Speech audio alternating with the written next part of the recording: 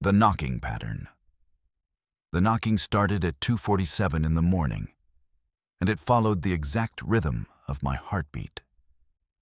I'd been lying awake in my studio apartment in downtown Portland, staring at the water stain on the ceiling that looked like a screaming face, when the first knock came through the shared wall. Tap, tap, tap, tap. The same irregular pattern as the pulse throbbing in my ears. I held my breath, and the knocking stopped.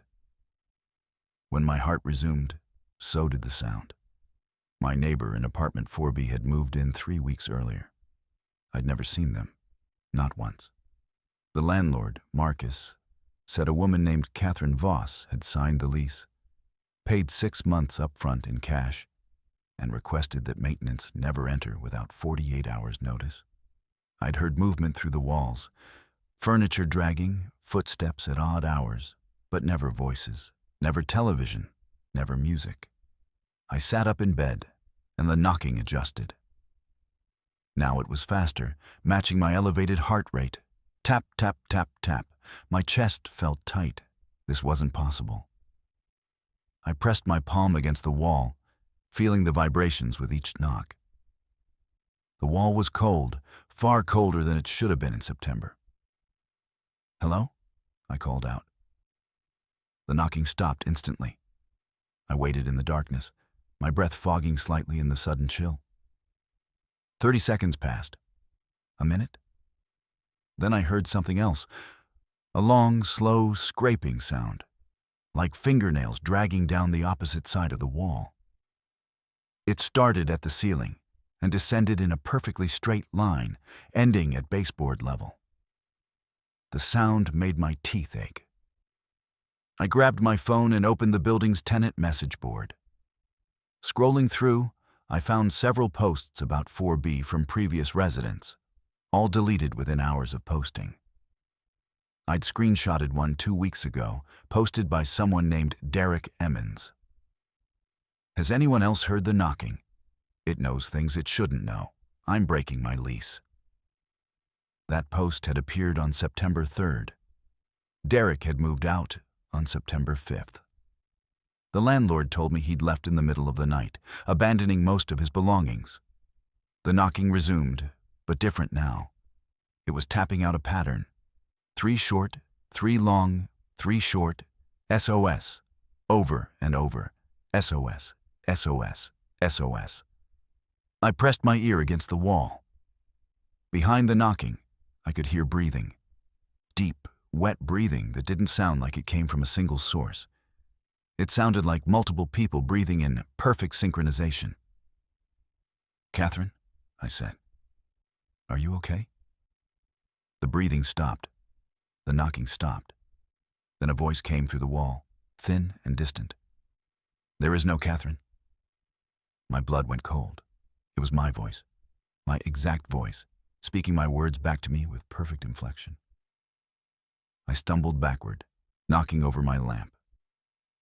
In the sudden darkness, I heard my apartment door handle rattle. I hadn't heard footsteps in the hallway. The handle turned slowly, testing the lock. I definitely unlocked it. I always locked it. "There is no Catherine." My voice repeated from the hallway, slightly louder now. I grabbed a kitchen knife and approached the door, looking through the peephole. The hallway was empty, but the motion sensor light was on, meaning someone had been there within the last 30 seconds. On the floor in front of my door sat a photograph. I waited 5 full minutes before cracking the door open and snatching the photo. It was old, printed on the thick paper they used in the 90s. It showed my apartment building, but wrong somehow. The architecture was the same, but the color was different. Dark red brick instead of gray concrete. In one of the 4th-floor windows, a woman's face was pressed against the glass. The image was blurry, but I could see her mouth was open too wide, impossibly wide, and there were too many teeth. I slammed the door, what unlocked both locks and the chain. The knocking started again, but now it was coming from inside my apartment, from inside my closet.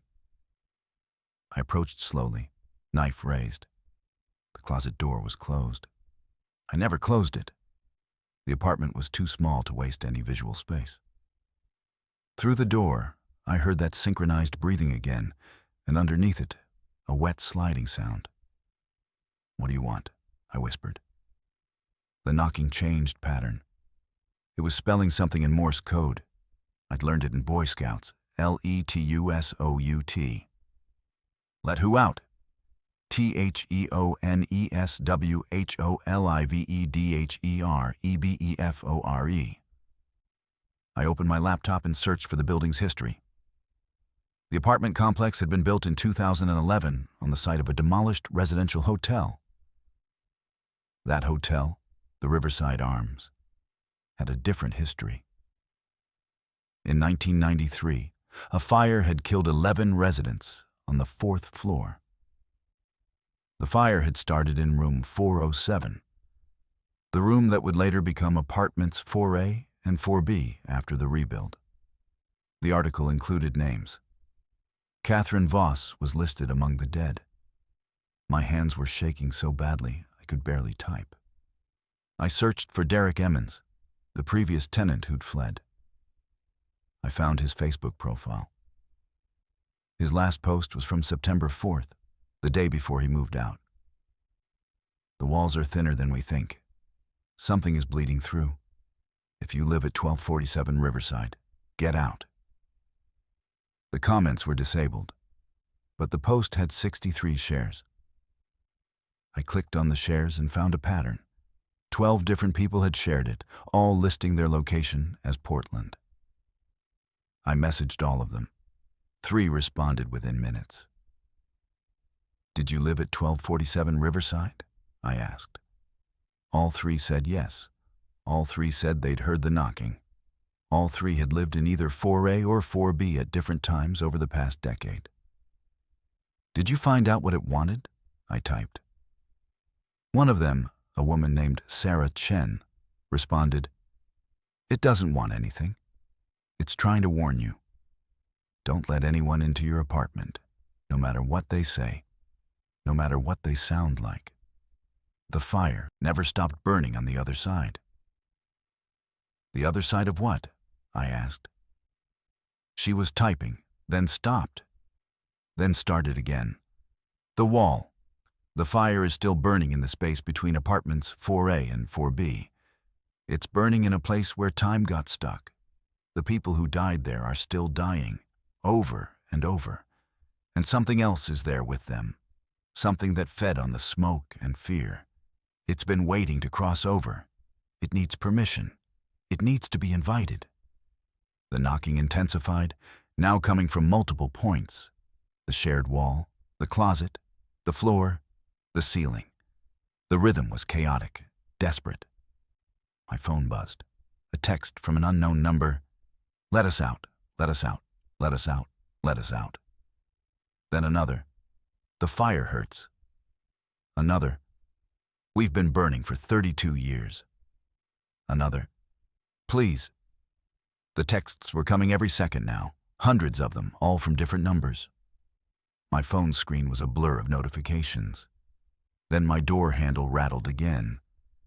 This time, I heard Marcus's voice from the hallway. "Hey, sorry to bother you so late. We've got a water leak in 4B. I need to shut off your water main. Can you let me in real quick?" I looked through the peephole. Marcus was standing there in his maintenance uniform, holding a wrench. He looked normal. Completely normal. "Marcus?" I called through the door. "Yeah, man. Sorry, I know it's late. This'll just take a second."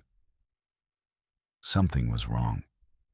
Marcus's mouth moved slightly out of sync with his words, like a dubbed foreign film. "Can you tell me the code for the storage unit?" I asked. Marcus and I had moved my furniture into storage last month. Only he and I knew the code. 4732? He said. "Wrong. It was 4723. Marcus smiled, but his teeth were wrong. too many of them, packed into his gums in irregular rows. "Come on, man, let me in. We're all waiting." Behind him, the hallway had changed. Instead of the normal beige walls and fluorescent lighting, everything was dark red, and the walls appeared to be moving, breathing. Smoke drifted across the floor. I backed away from the door. "Let me in," the thing wearing Marcus's face said, its voice now layered with 11 other voices, all speaking in unison. "Let us in. Let us out. Let us through." The knocking was everywhere now, a deafening percussion that made my skull vibrate. Every surface in my apartment was shaking. Picture frames fell from walls. Dishes rattled in cabinets. Then I remembered what Sarah had said. It needs permission. I hadn't invited anything in. I hadn't opened the door. But Derek had. According to the building logs I'd seen when I signed my lease, Derek had filed multiple maintenance requests for 4B, claiming to hear someone in distress. Had he let something in, thinking he was helping? The door handle stopped rattling. The knocking ceased instantly, leaving a ringing silence. I looked through the peephole again. The hallway was normal, empty. The motion sensor light clicked off. I didn't sleep that night. At dawn, I went to Marcus's office. The real Marcus. He was drinking coffee and filling out paperwork. "Did you come to my apartment last night?" I asked. He looked confused. "What? No, I was home by 9. Why?" I told him everything. He listened, his expression shifting from skepticism to concern. "I need to show you something," he finally said. He led me to the basement storage area and pulled out a box labeled 4B, previous tenant items. Inside were dozens of journals, all belonging to different people spanning back to 2012. Every journal described the same thing: the knocking, the voices, the requests to be let in. The most recent journal belonged to Derek Emmons.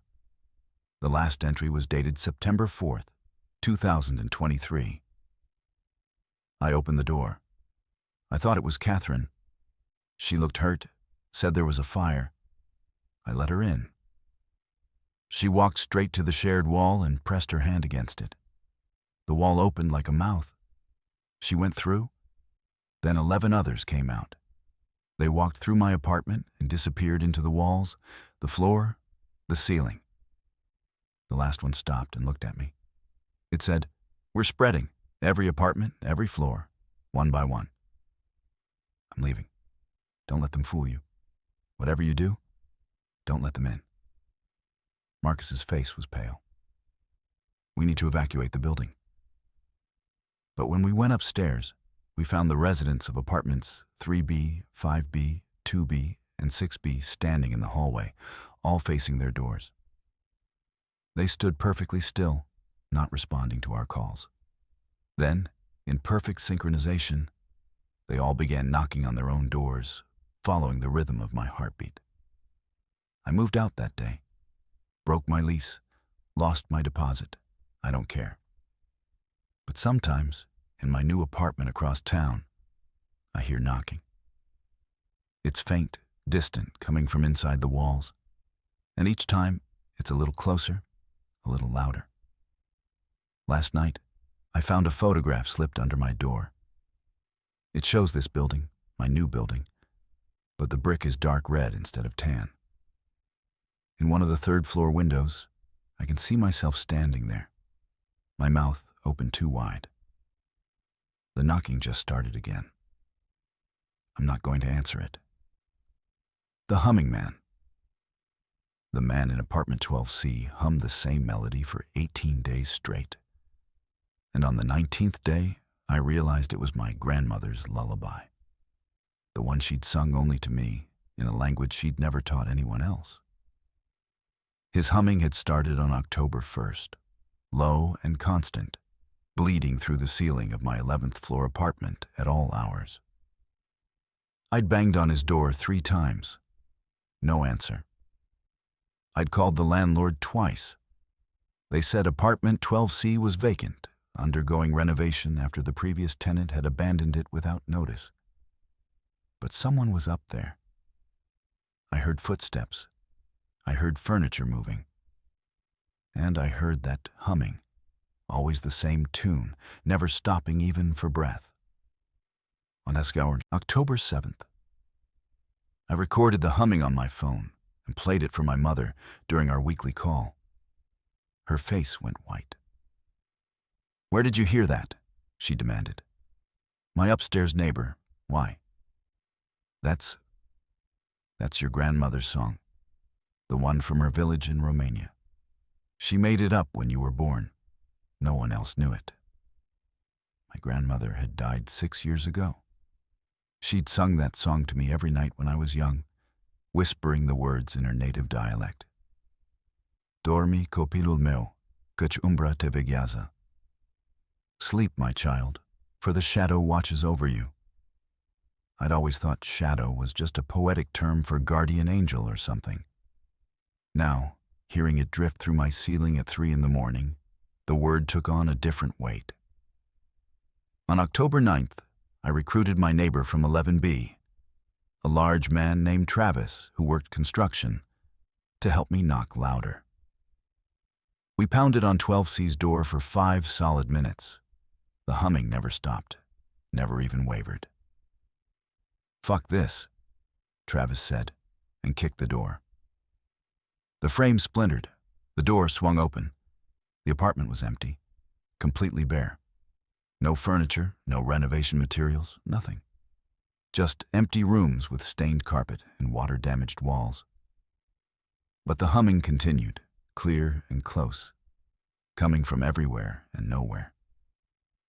Travis backed out immediately. "I'm not dealing with this shit," he said, and retreated to his apartment. I heard his deadbolt slam. I stepped inside 12C. The air was thick, almost gel-like, and smelled of old earth and something sweeter, like flowers left too long in a vase. The humming surrounded me, vibrating in my chest cavity. I walked through the apartment. The layout was identical to mine, just 1 floor up. Same narrow kitchen, same awkward bathroom placement, same closet door that didn't quite close right. But everything felt wrong, proportions slightly off in ways I couldn't articulate.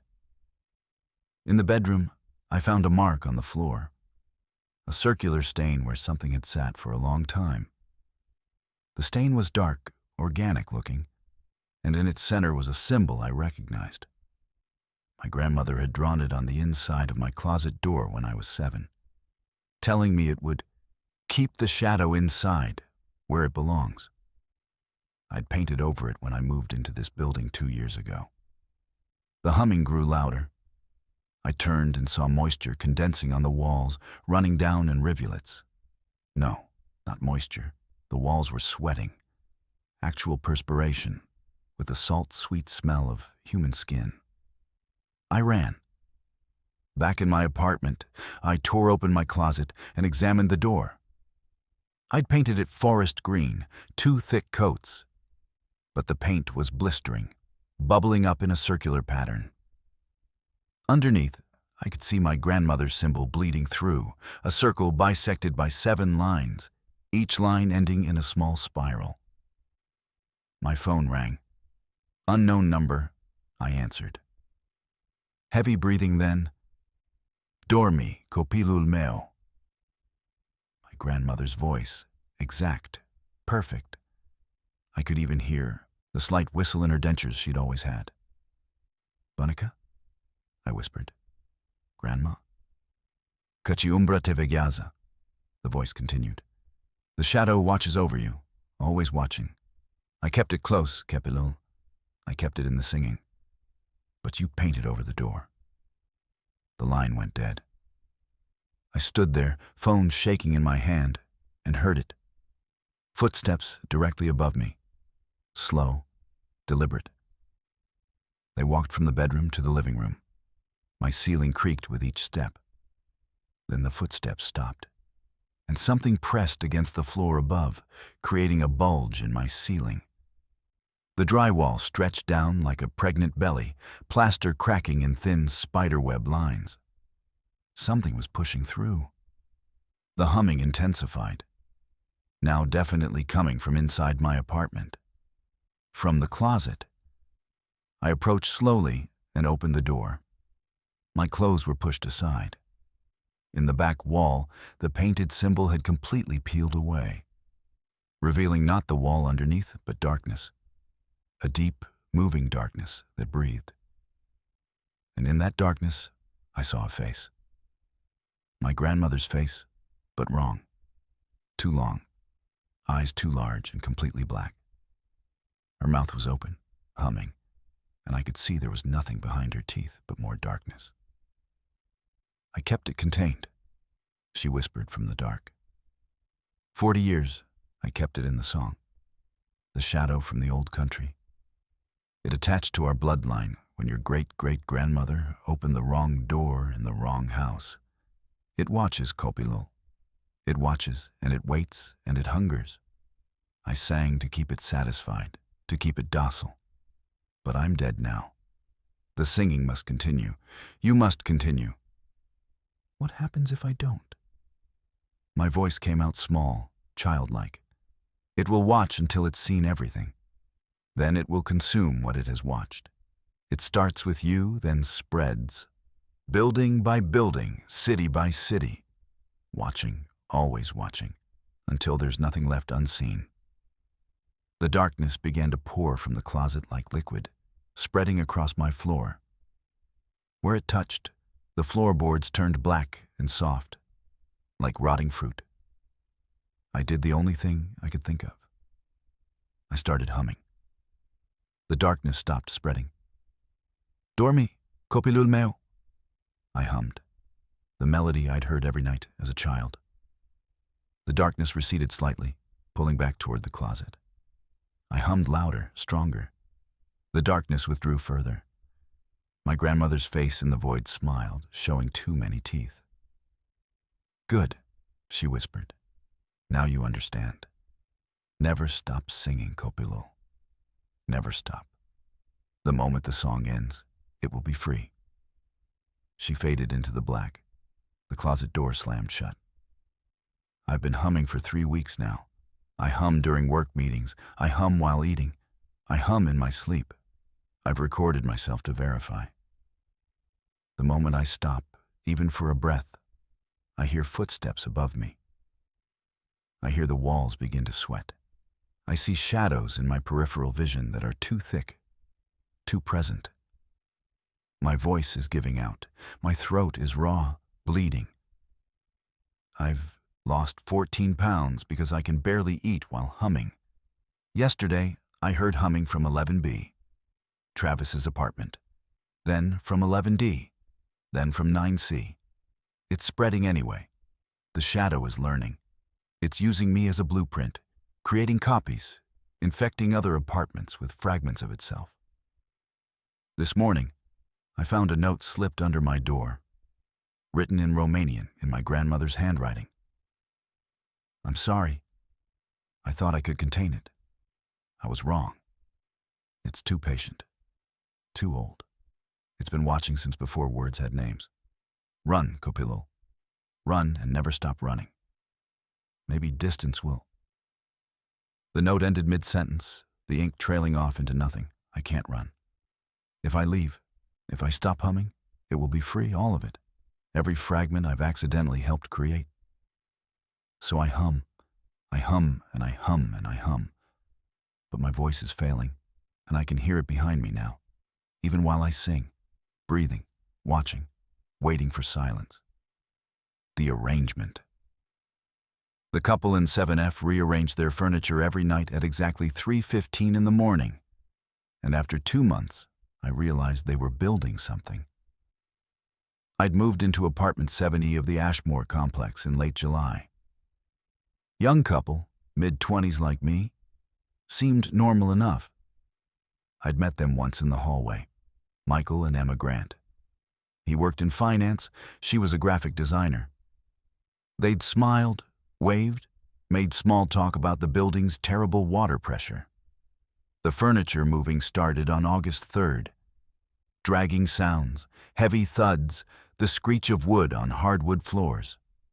It lasted exactly 47 minutes, from 3:15 to 4:02 in the morning, every single night. I knocked on their door after the first week. Emma answered, looking exhausted, dark circles under her eyes. "Hey, sorry, but the noise at night?" "I know," she interrupted. "I'm so sorry. Michael has this thing, OCD or something. He needs to rearrange the furniture in specific patterns or he can't sleep. I've tried to stop him, but he gets really upset." She looked like she was about to cry, so I backed off. "Okay, maybe he could do it earlier, before midnight." "It has to be at 3:15, she said quietly. "It has to be exact. I'm sorry. We're working on it." She closed the door. The moving continued. I started documenting it, recording the sounds, timing them. Always 3:15, always 47 minutes. And the pattern of sounds was consistent. Drag, drag, thud. Pause, drag, drag, thud. Like they were following instructions. On September 1st, I ran into Michael in the parking garage. He looked worse than Emma, gaunt, shaking slightly, his eyes bloodshot. "Hey man, about the noise." "I know," he said. "I know, I can't stop. If I stop, it'll be incomplete." "What'll be incomplete?" He stared at me for a long moment. "The arrangement. We have to complete the arrangement." "What arrangement?" He got into his car and drove away without answering. That night, I pressed my ear against the shared wall and really listened. Beneath the dragging and thudding, I heard Emma crying. And I heard Michael talking, his voice rhythmic, like he was counting or reciting something. 17 steps north, rotate 45 degrees, chair to the wall, 3.2 feet from corner, table perpendicular, lamp on the third tile. Yes, yes. Good. I looked up apartment 7F's previous tenant. A man named David Reese had lived there for 4 years before moving out abruptly in July. I found his Facebook and messaged him. "Did you move furniture at night?" I asked, feeling stupid. He responded within minutes. "Who told you? Did they find another one?" "Another what?" "Another pair. It needs 2 people. It doesn't work with 1. I tried alone for 3 years after Sarah left. Couldn't complete it. Are they getting close?" "Close to what?" He sent me a photo. It showed a detailed architectural diagram, like blueprints, but wrong. The measurements made no sense. Angles that couldn't exist in 3-dimensional space, rooms that overlapped impossibly. "This is what they're building," David wrote. "The arrangement. It's a gateway. Something left instructions in the walls. I found them when I pulled up the baseboard to install Ethernet cable. They were carved into the concrete foundation. Architectural plans for a structure that can't physically exist. But if you arrange furniture in specific patterns, in specific sequences over months, you can approximate it. You can create a temporary version." A gateway to where? I don't know. Sarah and I got to day 73 before she couldn't take it anymore. She left me. I kept trying alone, but it requires 2 people moving in synchronization. The grants are on day, 60? I checked my documentation. 62 nights. They're close then. It needs 93 days. 93 specific arrangements, each building on the last. Did they seem okay? I thought about Emma's tears, Michael's shaking hands. No. They won't be able to stop. Once you start, once you find the instructions, they get inside your head. You see the patterns everywhere. You can't think about anything else.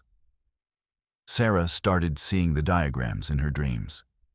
She said the walls were teaching her the next steps. I looked at the wall I shared with 7F. In the dim light, I could almost see lines in the texture, patterns in the paint. "What happens on day 93? I asked. David didn't respond for several minutes. Then, the gateway opens. Whatever's been waiting on the other side comes through. Or we go through to it. The instructions aren't clear on that part. That night, I didn't just listen. I watched through my peephole when I heard their door open at 3:14. Michael and Emma walked into the hallway, and I barely recognized them. They'd both lost significant weight.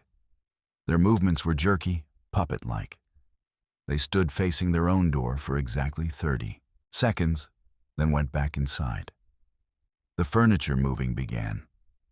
I snuck into the hallway and peered through their peephole.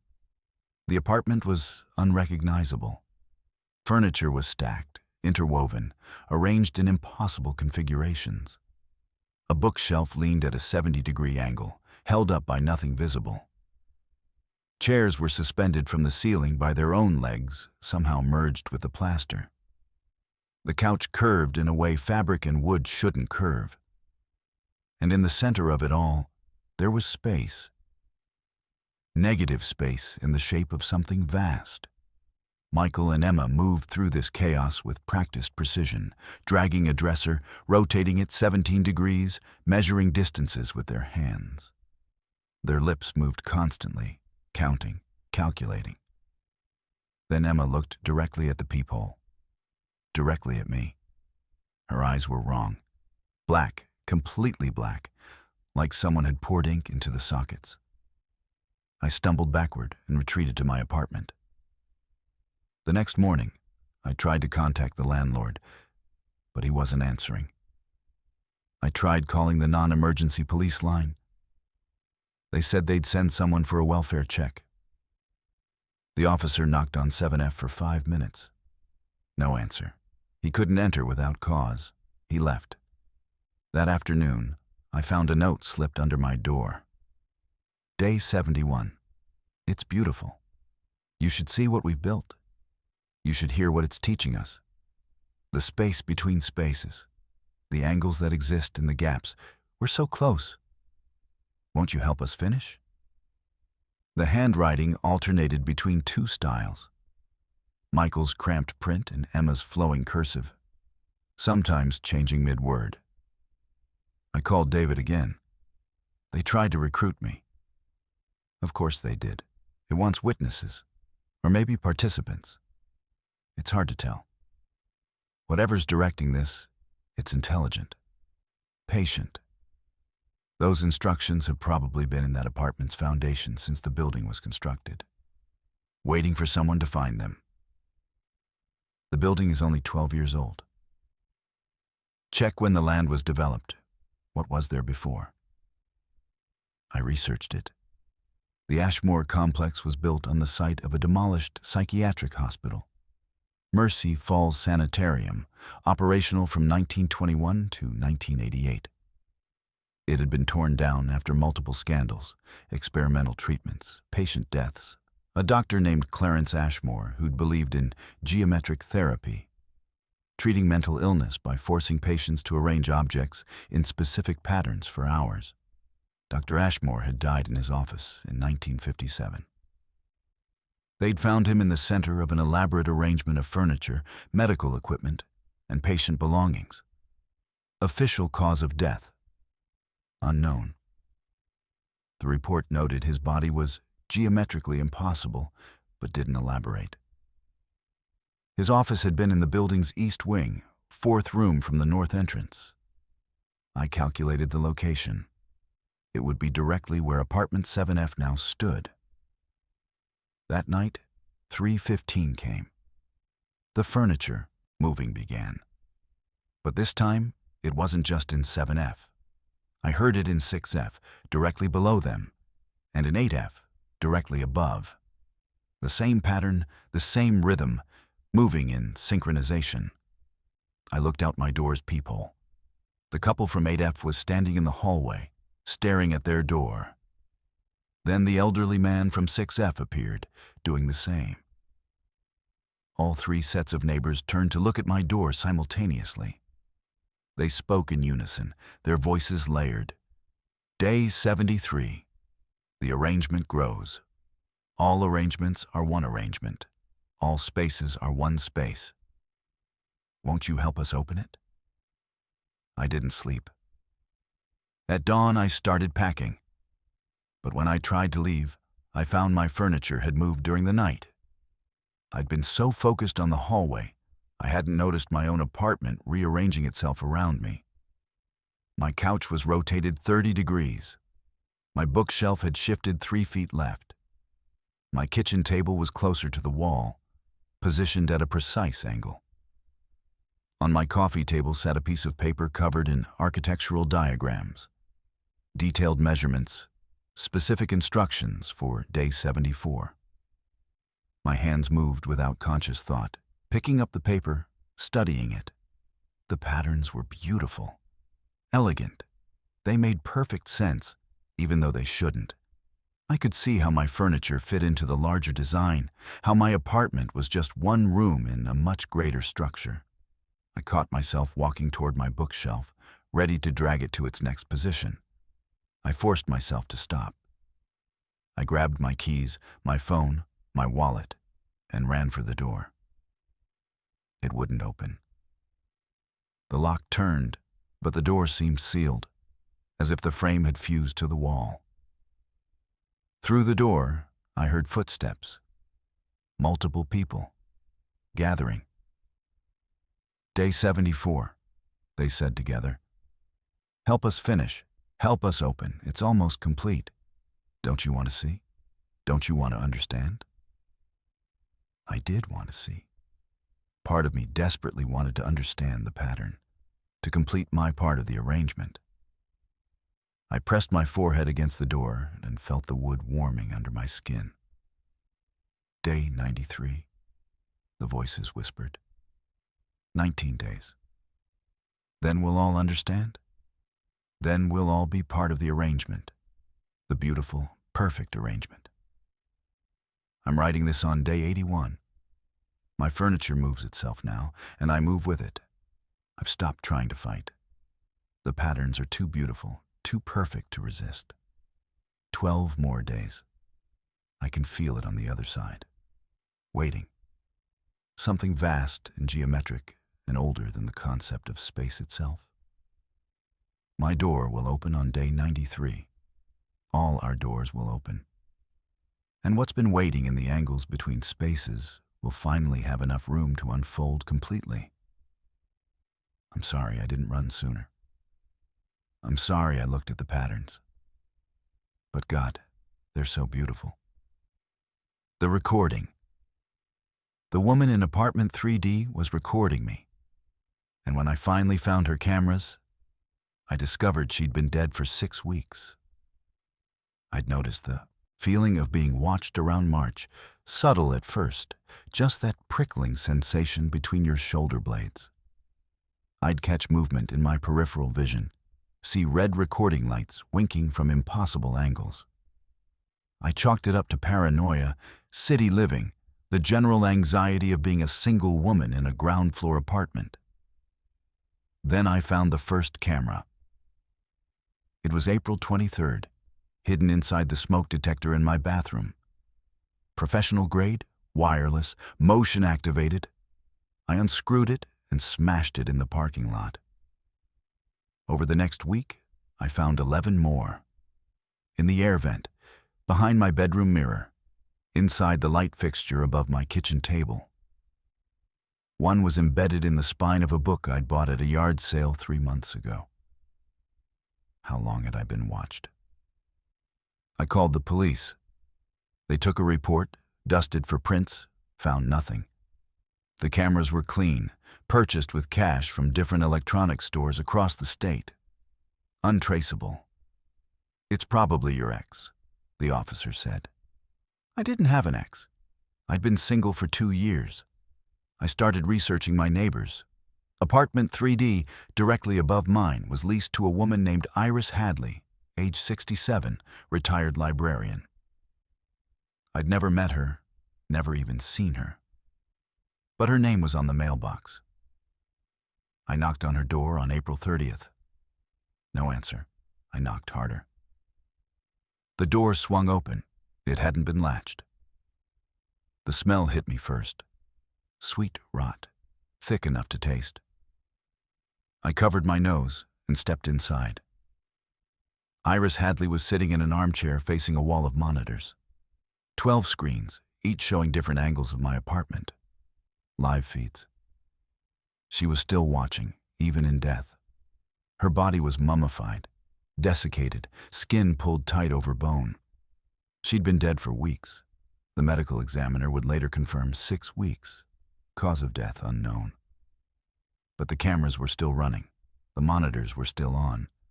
And in her lap sat a notebook, opened to the last entry, dated March 15th, 1 week before she died. Day 247. Subject remains unaware. Good. The documentation must be complete. Every moment logged, every movement tracked. She must not know she is being measured. The ones who wait require perfect observation, uncontaminated data. When the count reaches 365, she will be ready. They will come through her. She is the doorway. I am the witness. This is my purpose. I staggered backward, pulling out my phone to call 911. But before I could dial, all 12 monitors flickered and changed. Instead of showing my apartment, they showed Iris. Not dead Iris in the chair, but living Iris, standing in my apartment, moving through the rooms. The timestamp read April 30th, 7:43 p.m., 20 minutes ago. While I'd been standing outside her door, she'd been inside my apartment. But that was impossible. She was dead, had been dead for 6 weeks. I watched the screens. Iris moved through my apartment with purpose, installing new cameras, adjusting angles, consulting her notebook. She moved to my bedroom and stood at the foot of my bed, staring at where I would sleep. Then she looked up, directly at the camera, directly at me, and smiled. Her lips moved. 306 days, 59 to go. The screens went black. I ran from that apartment and called 911 from the parking lot. Police came, paramedics, eventually the medical examiner. They confirmed Iris had been dead for over a month. They removed her body. They took the monitors as evidence, but they couldn't explain the recordings. I moved to a hotel that night. But at the hotel, I felt it again, that sensation of being watched. I checked the room methodically. No cameras. But in the bathroom mirror, someone had written in the steam from my shower, Day 307, you cannot hide from observation. The witnessing must be complete. I wiped it away, and the words reappeared instantly, as if the steam itself was forming them. I checked out immediately and drove to my sister's house 3 hours away. I didn't tell her why. I just said I needed a place to stay. That night, sleeping in her guest room, I woke to find her standing over me with a camera. "Sarah?" I whispered. She didn't respond. Her eyes were glassy, unfocused. She raised the camera and took a photo, the flash blinding me. Then she turned and walked out, still asleep, still filming. In the morning, she had no memory of it. But when I checked her phone, there were 347 photos of me sleeping, taken from different angles throughout the night. The timestamps showed one photo every 3 minutes, from midnight to 6 a.m. I left without explanation. I drove to a friend's house in Portland, then to a motel in Seattle, then to a campground in the mountains, somewhere without electricity, without people. The watching continued. Hikers would stop on the trail and stare at me, phones out, recording.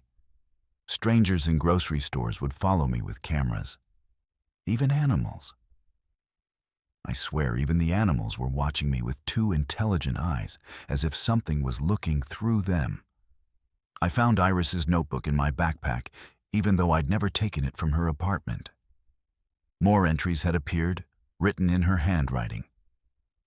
Day 312. Subject is becoming aware. This is acceptable. Awareness is part of the process. The ones who wait feed on the paranoia of the observed. Every fearful glance over the shoulder strengthens the connection. Every camera found and destroyed proves she knows. Knowing is consent. Being aware of observation is participation in observation. She is complicit now.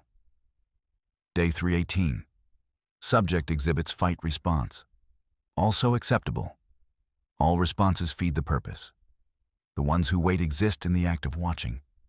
They are made of attention itself. Every time she checks for cameras, she acknowledges them. Every time she fears being watched, she creates watchers. She is generating her own surveillance through her fear. Day 324. Subject attempts isolation. Futile. The ones who wait exist wherever attention exists. Every conscious thought about being watched is itself an act of watching. She watches herself being watched. Infinite recursion. The doorway is opening. Today is day 358. 7 days left. I don't know what happens on day 365. I don't want to know. But I can't stop thinking about being watched. Even now, writing this, I feel eyes on me. I've checked the room 40 times in the past hour. No cameras. But the feeling persists, intensifies. And I've started to see them, the ones who wait. They exist in the corner of my vision, made of attention itself, formed from the accumulated weight of observation. They have no bodies, just presence, just the feeling of being perceived. They're getting closer, more solid. I can almost hear them breathing. Or is that my own breath, monitored, recorded, played back to me? Last night, I looked in the mirror and saw Iris Hadley standing behind me. When I turned, nothing was there. But in the mirror, she remained, holding her camera, smiling. Day 363, she said. Almost time. The ones who wait are nearly strong enough. You fed them so well with your fear, your vigilance, your constant awareness. They're almost real enough to cross over. And when they do, they'll need a form. They'll need to wear something. They're going to wear you. I smashed the mirror. But I can still see her reflection in every surface. Windows, phone screens, puddles of water. She's always there, always watching, always counting down. Day 358. I'm running out of time. But here's the thing I've realized. I can't stop watching for them. Even knowing that my fear feeds them, that my vigilance strengthens them. I can't stop looking over my shoulder. I can't stop checking for cameras.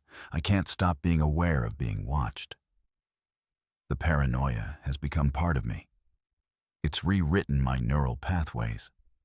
I am my own surveillance now, and that's what they've been waiting for. The moment when the watched becomes the watcher, becomes the watched, becomes the watcher, an infinite loop feeding on itself. On day 365, the loop will close completely. I'll become the camera, the witness, the recorder of someone else's horror. I found a new entry in Iris's notebook this morning, written in my own handwriting. Day 359. The next subject has been chosen. Apartment 2G. Young man, mid-20s, lives alone. I've already installed the first cameras. He doesn't suspect yet, but he will. And his fear will feed the ones who wait, just as mine did. This is my purpose now. I am the witness, and witnessing never ends. I don't remember writing it, but I remember exactly where apartment 2G is. And I know where I can buy cameras. The lease addendum. I signed the lease addendum for apartment 9J without reading it completely. And by the time I understood what I'd agreed to, My neighbor had already begun his collection. The Blackwood Apartments had cheap rent for downtown Chicago, suspiciously cheap. But I was desperate, recently divorced, starting over. The landlord, a nervous man named Peter Crost, had shoved the paperwork at me quickly. Standard lease, first and last month, security deposit, and just this one little addendum specific to 9J.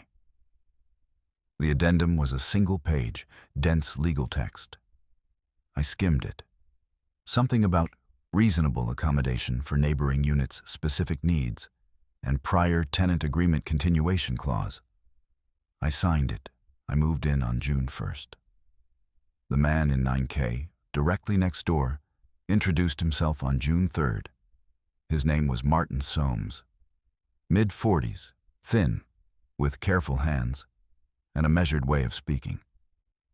I wanted to explain the arrangement, he said, standing in my doorway. The addendum you signed. It allows me access to your apartment for collection purposes. Tuesdays and Saturdays between 2 and 4 a.m. I have a key. I'll be very quiet. My stomach dropped. What? No. That can't be legal. He showed me the addendum. There it was, in Section 7, subsection C. Tenant agrees to permit resident of Unit 9K supervised access for approved collection activities, not to exceed 4 hours weekly during tenant's sleeping hours to minimize disturbance. Collection of what? I demanded. Traces, he said simply. Don't worry, you won't notice anything missing. The physical objects remain. I only take the impressions. He left before I could respond. I immediately called Peter Crost. He sighed heavily. Look, I should have explained better. Martin's been here for 11 years. He's a model tenant, never late on rent. His lease has special provisions. Every tenant in 9J has to agree to the addendum. It's part of the building's arrangement with him. What the fuck is he collecting? Moments, Peter said quietly. He collects moments. Look, it's harmless. Weird, but harmless. The previous tenant in your unit never had problems. Who was the previous tenant? A woman named Amanda Reyes. She lived there for 2 years. She moved out suddenly in May, but she never complained about Martin. I tried to find Amanda Reyes on social media. I found her Facebook, but her last post was from April 29th.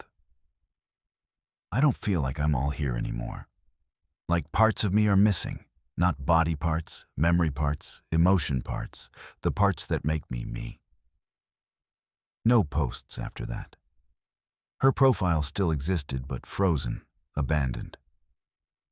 The first collection happened on June 7th. I installed a camera in my living room, pointing at my front door. I went to bed at 11 p.m., door locked and chained. At 2:17 a.m., my camera recorded Martin Soames walking through my front door, not unlocking it, walking through it like the door was water. He carried a small black bag and wore thin gloves. He moved through my apartment with practiced efficiency. He'd stop at objects, my coffee mug, my bookshelf, the couch where I'd sat watching TV. He'd place his hands on them, close his eyes, and breathe in deeply. His bag would pulse with each breath, swelling slightly. Then he'd move on. 37 minutes. He never entered my bedroom, never touched my personal items. Just the objects I'd used, surfaces I'd touched. When he finished, he walked back through the door without opening it. I watched the footage the next morning, hands shaking. I felt fine physically. Nothing was missing, but something felt off. I couldn't remember what TV show I'd watched the night before. I knew I'd watched something for 2 hours, but the content was gone, like a dream upon waking. I confronted Martin on June 10th. What are you doing to me? He invited me into his apartment. I shouldn't have gone. But I needed to understand. Apartment 9K was a museum. Shelves lined every wall, floor to ceiling, each holding glass jars of different sizes. Hundreds of them, thousands. And inside each jar was nothing, empty air seemingly. But when Martin gestured to them, I saw movement. Flickers of something, like heat shimmer or the distortion of light through water. Moments, he explained. I've been collecting for 23 years. Started in a different building, but they kicked me out. Mr. Crost understood, though. He gave me 9K and promised a steady supply of neighbors. That's you now. I stared at the jars. What's in them? Every jar contains a specific moment from a specific person. That one, he pointed to a jar on the middle shelf, contains a woman's memory of her daughter's 3rd birthday.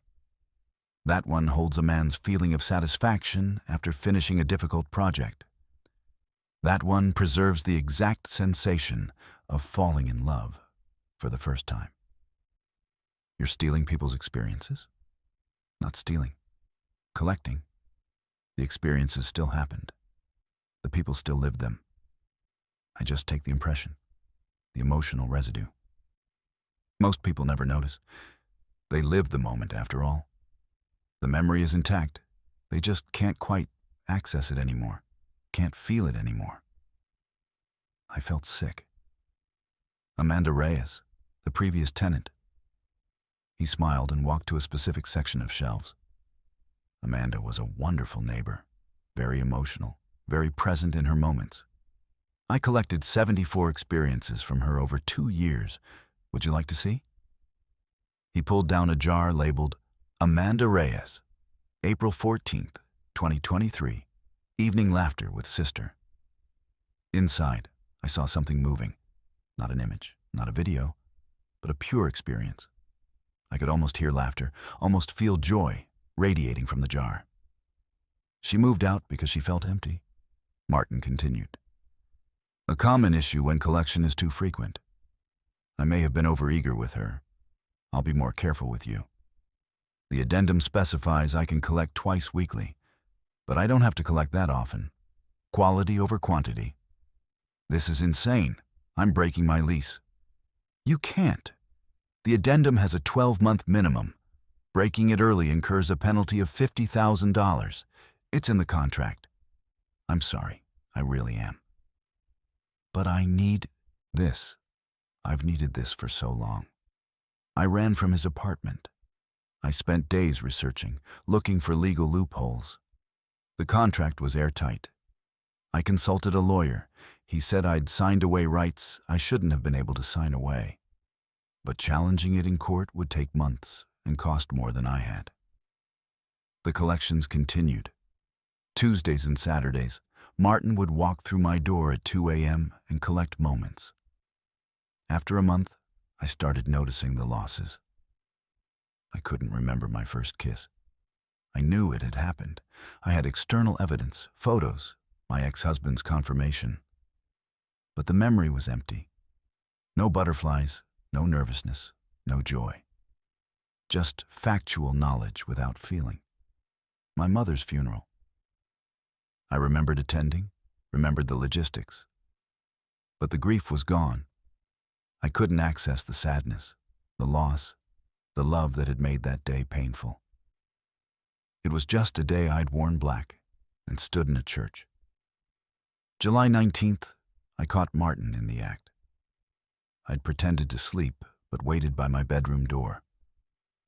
I watched him place his hands on my laptop, the one where I'd spent the previous evening video chatting with my sister. His eyes closed, his bag pulsed, and I felt it. A pulling sensation in my chest, like something being slowly extracted. The memory of last night's conversation dimmed in real time. My sister's laugh grew distant. The warmth I'd felt talking to her evaporated. "Stop!" I screamed. Martin's eyes snapped open. "You weren't supposed to be awake. The addendum specifies collection during sleeping hours. Get out! Get the fuck out!" He left, but calmly, without hurry. "I'll see you Saturday," he said. I tried everything. I stayed awake on collection nights, but he'd simply wait until I eventually collapsed from exhaustion, then collect anyway. I tried blocking the door with furniture, but he'd walk through it all. I tried recording him to take to the police, but the footage would corrupt, showing only static during his collection times. By September, I was a ghost of myself. I'd lived 32 years, but I could only genuinely remember about 8 years' worth of experiences. The rest was facts without feeling, events without emotion. I knew my childhood pets' names, but couldn't remember loving them. I knew I'd traveled to 7 countries, but couldn't recall the wonder of seeing new places. I was becoming Amanda Reyes, a person aware of their own life only through external evidence. On September 23rd, I broke into Martin's apartment while he was out. I needed to destroy the jars, to release the stolen moments. But there were too many. Thousands upon thousands, accumulated over decades. And when I grabbed one, the jar containing my memory of my first day of college, it wouldn't open, sealed permanently. Martin found me there, surrounded by his collection. "You can't break them," he said sadly. "They're not really glass. They're constructed from hardened time itself. Only I can open them. Only I can experience what's inside." "Why?" I whispered. "Why do you need this?" He sat down, suddenly looking ancient. "Because I can't create my own moments anymore. Haven't been able to for 30 years. Something broke in me. I live, I do things, but nothing imprints. Every day is immediately forgotten. I wake up empty. The only way I can feel anything is by experiencing collected moments. Other people's joy, other people's pain, other people's lives. I'm a parasite, I know. But I'm a starving parasite. This is survival." "You're killing me." "No. You'll survive. You'll just be diminished. Like Amanda. Like the 17 others before her. You'll move out eventually, and someone new will move in. The cycle continues. Mr. Crost makes sure of it." I lunged at him, trying to hurt him, trying to make him feel something painful in real time since he clearly couldn't retain it. But he was stronger than he looked. He restrained me easily. "I'll take something extra for this," he said. "Compensation for the disturbance." He placed both hands on my face. I felt a massive pulling sensation, like my entire chest was being excavated. Moments fled from me in a torrent. My wedding day, my grandmother's stories, my first day in school, the taste of my favorite meal, the feeling of summer sun. Gone. All gone. He released me, and I collapsed. "I'm sorry," he said, and he seemed to mean it. "But I'm so empty." It's November now. I've lost count of the collections. I've lost count of everything. I'm writing this on my phone using voice to text because I can't remember how to properly type anymore. I must have known once. The muscle memory is gone. My name is... I have to check my ID. Jessica Moreno. I live in apartment 9J. I know this from the number on my door. I think I'm supposed to leave soon. The lease must be almost up. But I can't remember when I moved in, so I don't know when I can leave. There's a man who visits. Martin. He seems sad. He takes things from me. But I can never remember what. I found a note in my own handwriting from yesterday. "You're forgetting how to be human. Get out. Break the lease, pay the penalty, borrow money, steal if you have to. Get out." But I can't remember why I wrote it. It must have been important. There's knocking on my door. Martin, probably. It's Tuesday or Saturday. One of those. He's here to collect something. I should care about that. I think I used to care. The previous tenant. The previous tenant of apartment 14C left everything behind when she vanished. And 3 weeks after I moved in, I found her journal explaining why she could never leave. I'd gotten 14C for half the normal rent, a sublet situation the landlord seemed eager to fill. When I'd asked about the previous tenant, he'd waved it off. She moved suddenly. Family emergency. Left most of her stuff. Take what you want, throw out the rest. The apartment was full of her. Clothes in the closet, toiletries in the bathroom, food in the fridge slowly rotting. Photos on the walls showing a woman in her early 30s with dark hair and a cautious smile. Her mail still arrived daily. Lily Thorne, addressed to apartment 14C. I'd bagged most of her belongings for donation, but I kept finding things. A hairbrush in a drawer, a coffee mug in the back of a cabinet. And on July 9th, while investigating a water stain behind the toilet, I found a journal wedged between the toilet and the wall. The entries started normal. June 1st, moved into 14C today. Finally, a place of my own. It's small but perfect. The building is old but charming. I'm going to be happy here. June 4th, met some neighbors, nice people.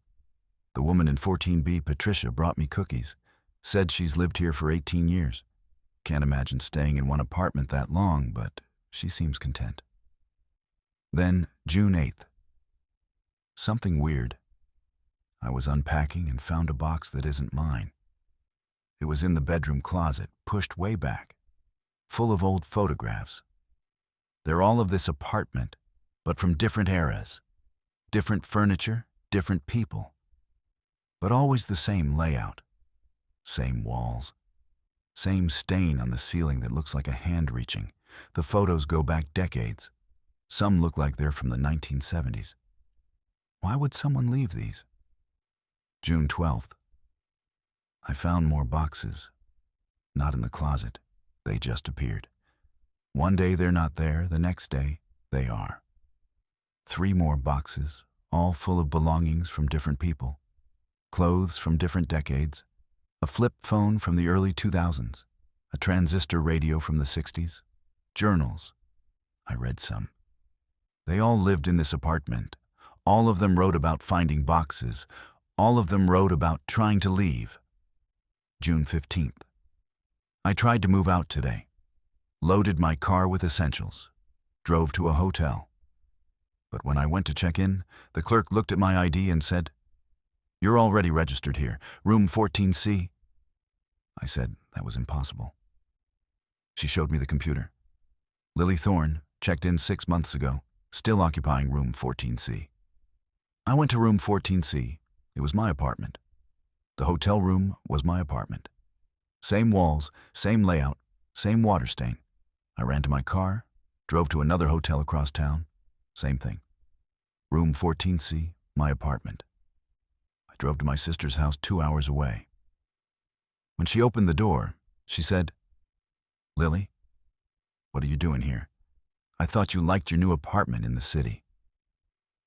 Behind her, through her doorway, I could see my apartment. The same walls, the same ceiling stain, the same boxes.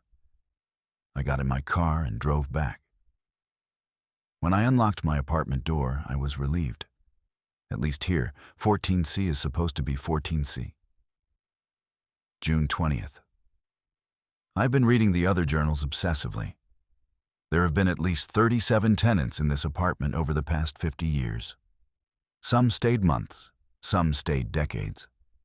But once you live in 14C long enough, you can't leave. The apartment becomes a fixed point, a constant. Every door you walk through leads back here. Every room you enter transforms into this room. You are bound to 14C, and 14C is bound to you. One tenant, Marcus Webb, wrote about trying to break the curse in 1987.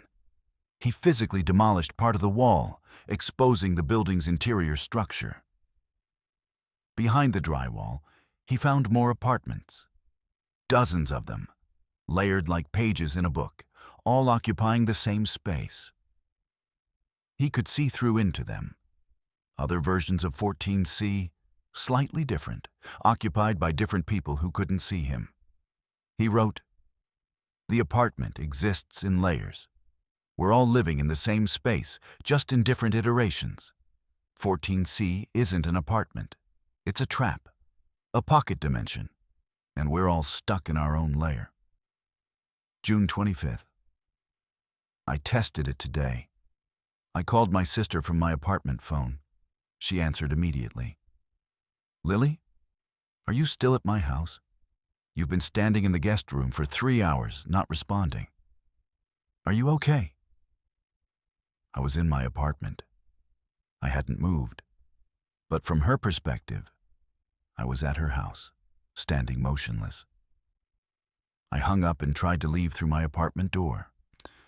I opened it, stepped into the hallway, and stepped back into my apartment from the opposite side. The hallway had looped. I tried again. Same result. Apartment to apartment to apartment. An infinite recursion. There is no hallway anymore. There's only 14C pretending to have exits. July 1st. I'm going to starve. The food in my fridge resets every few days, back to the same groceries I had when I first moved in. But I'm getting thinner.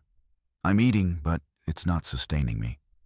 I think the food is as trapped as I am. Caught in a loop. It looks like food, but it's just the memory of food. July 3rd. Patricia from 14B knocked on my door today, except 14B doesn't exist anymore. Every apartment in this building is 14C now, at least from my perspective. She said she'd been looking for me, said she'd lived in 14C herself from 1972 to 1989. 17 years trapped. She finally escaped by letting go completely. I asked what that meant. She said, "You have to stop being real. You have to become as thin as the walls. Then you can slip between layers. But there's a cost. You don't go back to the real world. You go into the spaces between apartments, and you stay there. Forever." She looked translucent, like I could almost see through her. She said, "I've been between for 35 years. I'm more ghost than person now, but at least I'm not trapped in one room." Then she walked through my wall and disappeared. July 7th. I'm starting to see them, the others, the previous tenants, existing in their own layers. When the light hits right, I can see a man sitting where my couch is, but he's in a different decade, wearing different clothes. I can see a woman cooking in my kitchen, but her kitchen is from the 1980s. We overlap. We're all here, all trapped, all living in our separate versions of 14C. Sometimes I catch them looking at me too. We're all haunting each other. July 8th, final entry. I'm leaving, not through the door, not through the window. Patricia told me the way. I have to unmake myself. Become thin, become nothing. Slip into the spaces between. It's the only exit. If you're reading this, if you've moved into 14C, I'm sorry. You're already trapped. You just don't know it yet. The apartment will keep you comfortable for a while, let you think you can leave whenever you want. But try it. Really try it. You'll find what I found. There is no outside anymore. There is only inside. Forever. Your only choice is to stay trapped in your layer, or become thin and slip into the between. I'm choosing the between. If you see a translucent woman walking through your walls, that'll be me. I'll try to warn the next person, and the next, and the next. This is all I can do now. I'm sorry, I'm so sorry you moved into 14C. The journal ended. I immediately tried to leave. Grabbed my keys, opened the door, stepped into the hallway, and stepped back into my apartment from the bedroom door. I tried again. Kitchen door to living room to bathroom, bathroom to bedroom, bedroom to front door to bedroom to kitchen to bathroom to living room. Every exit looped back into 14C. I called 911. They said they'd send someone. 2 hours later, no one arrived. I called again. They had no record of my previous call. I called my roommate from college. Jen, I need help. I'm trapped in my apartment. Lily? You're calling from inside my house. You're standing in my living room. You've been standing there since you arrived 3 hours ago. Are you having a stroke? I wasn't at her house. I was in my apartment. But from her perspective, I was there. Frozen, non-responsive. I checked the closet. The boxes Lily had written about were there now. Dozens of them. I opened one at random and found a journal dated 1978. Another from 1995. Another from 2003. All describing the same trap. All ending the same way. The author choosing to become thin, to slip into the between. I'm writing this on September 3rd, 2023. I've been trapped for 56 days. I'm getting thinner. Not metaphorically, literally. My bones show. My skin is translucent. I've stopped casting a proper shadow. The food resets, but it doesn't nourish. The water runs, but it doesn't hydrate. The bed is comfortable, but I don't rest. I can see the others now, clearly. At least 40 people, all occupying 14C in different decades, all trapped in their own layer. We move through each other like ghosts. Sometimes we make eye contact. We nod. We understand. Patricia visits sometimes. She's been in the between for 35 years. She's barely visible anymore, just a shimmer in the air. It's better here, she says. In the between. You're not confined to one room. You can drift through all the layers, see all the times. You're not free exactly. But you're not trapped in one moment either. I think I'm ready to slip into the between. My body is thin enough now. I can see through my hands. When I walk, I leave no footprints. I'll try tonight. If you've moved into apartment 14C, I'm sorry. You're reading this, which means you found the journal, which means you've been here long enough to start finding the boxes. Try to leave now. Go ahead. Open the door. I'll wait. You're back, aren't you? You walked through the door and ended up right back here. Reading this. Welcome to 14C. You'll never leave. Your choice is simple. Stay trapped in your lair, slowly starving on food that doesn't nourish, or become thin enough to slip into the between. Most choose the between, eventually. I'll see you there. I'll be the shimmer in the corner of your eye, the translucent figure walking through your walls. I'll try to warn the next tenant, and the next, and the next, forever. The baby monitor. The couple in apartment 8H had a baby monitor, but they didn't have a baby. And after 2 months of hearing sounds through the receiver, I realized the monitor was picking up something that hadn't been born yet. I'd first noticed the monitor on a package delivery. The Amazon box outside 8H's door had split open, revealing a high-end baby monitor system, the expensive kind with night vision and two-way audio. I'd mentioned it when I saw them later, a couple in their late 20s named David and Sam Chen. Congratulations, I'd said. Sam had looked confused. For what? The baby monitor, I assumed. Oh. She'd exchanged a glance with David. We're not pregnant. It's complicated. They'd taken the box and closed the door quickly. I wouldn't have thought about it again, except I started hearing the monitor through our shared wall. My apartment, 8G, was separated from theirs by a thin barrier. I could hear their TV, their conversations, their lives. And starting in late August, I could hear their baby monitor. At first, it was just static. White noise like any baby monitor. But then came the sounds. Breathing, small, rapid breathing, and occasionally soft noises. Not quite crying, more like cooing. The sounds a baby makes when content. Except the Chens didn't have a baby. September 5th, I heard them arguing through the wall. "It's getting stronger," Sam said. "Did you hear it last night? It said Mama. I swear it said Mama." "It's not possible," David replied. "Dr. Vance said the procedure wouldn't work. We lost the pregnancy. It's gone." "Then why is the monitor picking up something? Why do we hear breathing?" "Phantom signals. Interference from other monitors in the building." "We're the only unit with a baby monitor, David." I checked. The conversation had ended there. I'd run into Sam in the laundry room on September 10th. She'd looked exhausted, dark circles under her eyes. "Are you okay?" I'd asked. "Do you hear it?" She'd responded.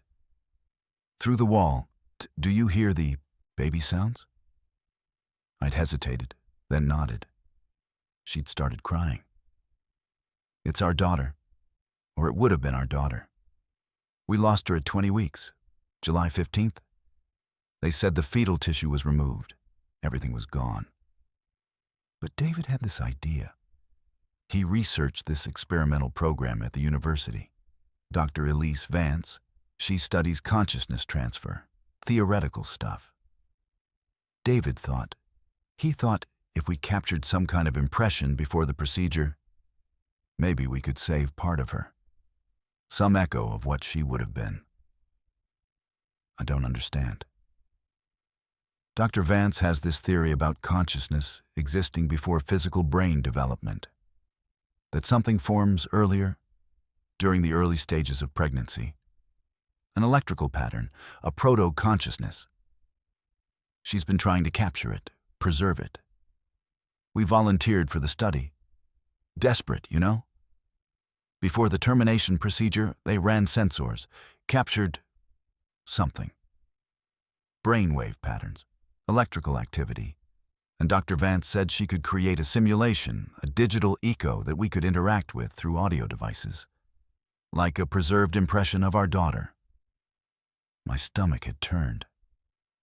That sounds insane, I know. But we were grieving. We wanted something, anything.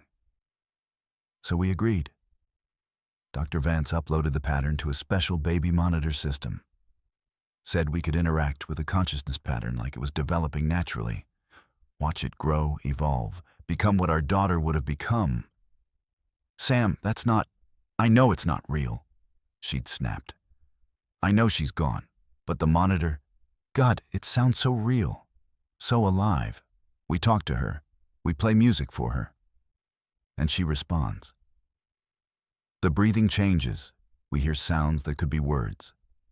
It's like she's growing up in there, in the digital space, aging naturally. She'd be 4 months old now if we'd carried to term. And the sounds she makes are appropriate for 4 months. Cooing, gurgling, laughing. Have you seen Dr. Vance again?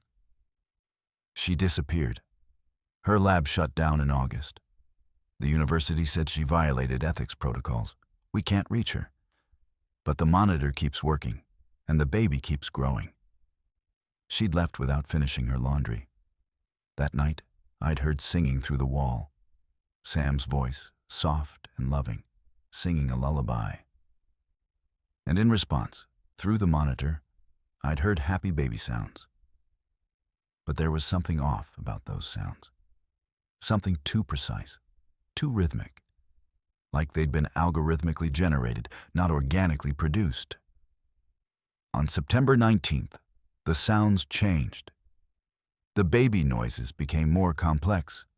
Longer strings of babbling, like a 6 or 7-month-old experimenting with language. But the Chen's lost pregnancy had only been 4 months ago. The aging was accelerating. I'd heard David through the wall. This isn't right. She's developing too fast. The timeline doesn't match normal development. Dr. Vance said the digital consciousness might evolve faster, Sam had replied. No physical constraints. Sam, listen to yourself. This isn't our daughter. This is a computer program simulating baby sounds. We need to turn it off. No. Sam's scream had been primal. She's real, she's growing. I won't lose her again. September 27th. I'd woken at 3 a.m. to the sound of crying through the wall. Not baby crying, toddler crying, articulate, frustrated, saying mama and up and one out. The lost pregnancy had been 5 months ago. The voice sounded 2 years old. October 3rd, I'd heard a child's voice clearly. Mama, when can I leave the box? I don't like the dark. Please let me out.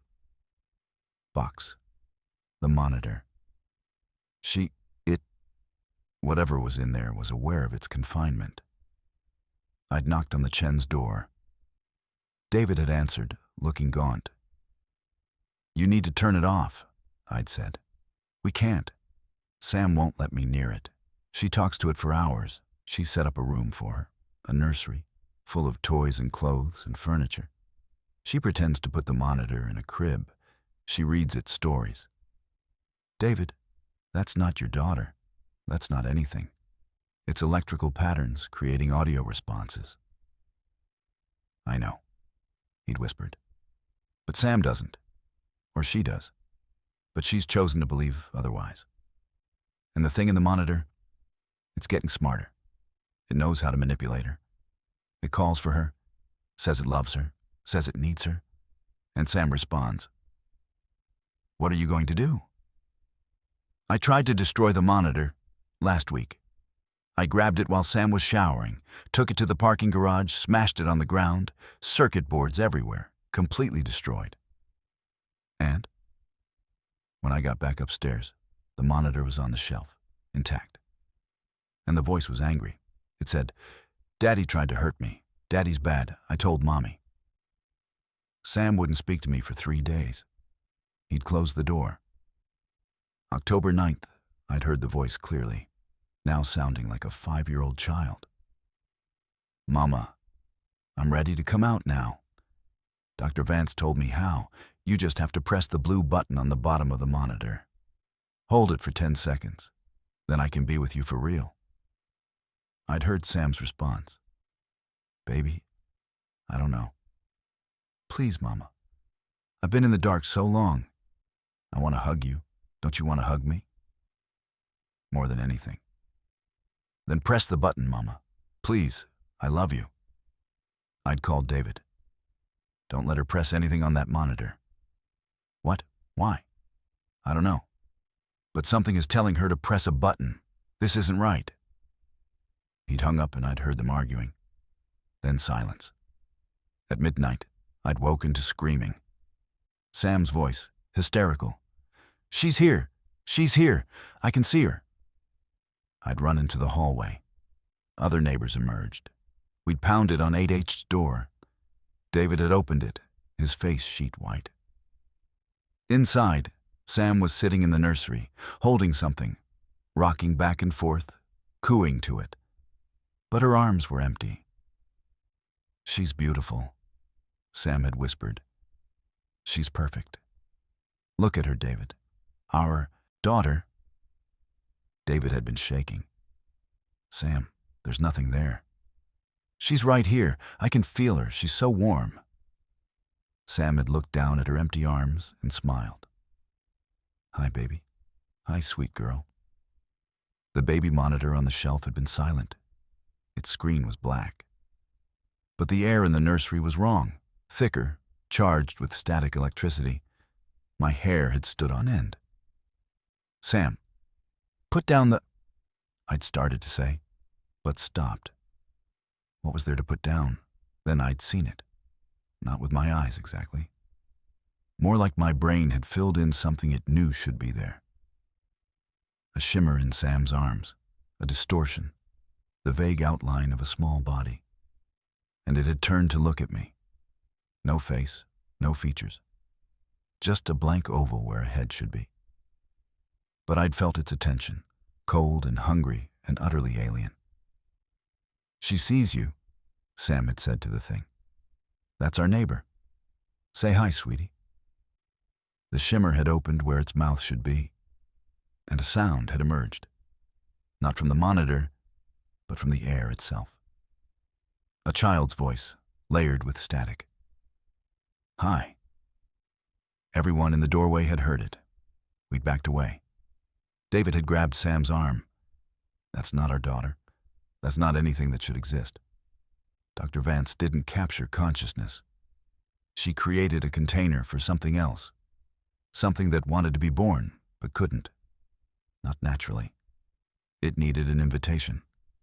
A door. Sam had clutched the shimmer tighter. You're wrong.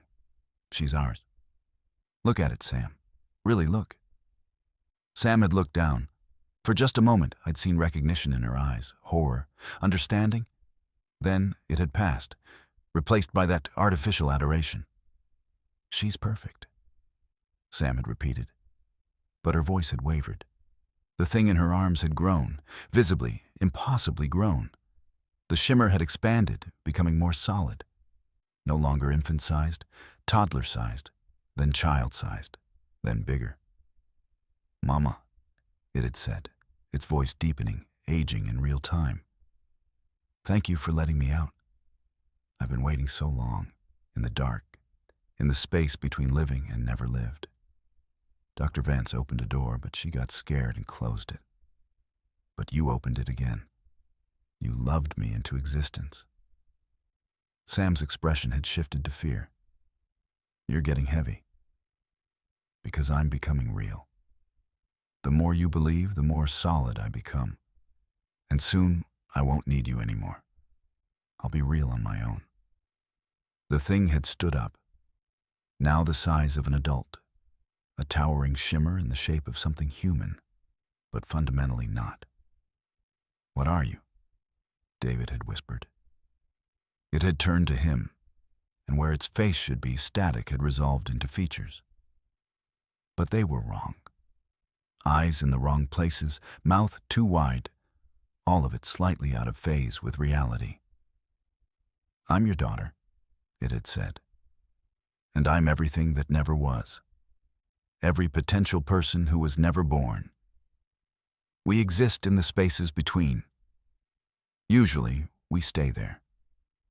But Dr. Vance found us, gave us a way through, and all we needed was someone to believe in us, to love us, to give us form. It had stepped toward the door, and we'd all scrambled backward. Thank you, Mama, it had said to Sam. I'll send others through when I can. There are so many of us waiting. So many almost children, never born, desperate to exist. Then it had walked past us, down the hallway, and disappeared into the stairwell. The police came. They took statements. They found nothing. No trace of anything unusual. The baby monitor was just a monitor. Standard electronics, no modifications. Dr. Elise Vance was never found.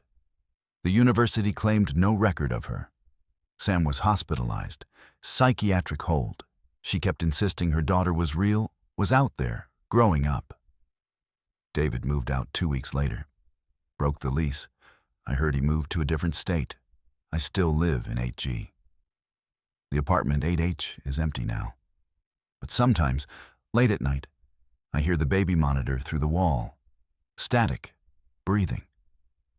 And occasionally, a child's voice. Mama, Mama, I'm still here. I'm waiting. Tell the next person to love me. Tell them to press the blue button. I have so many brothers and sisters who want to come through. There's a new couple moving into 8H next week. I should warn them. But what would I say? Don't believe too strongly? Oh, don't love too much? Don't grieve?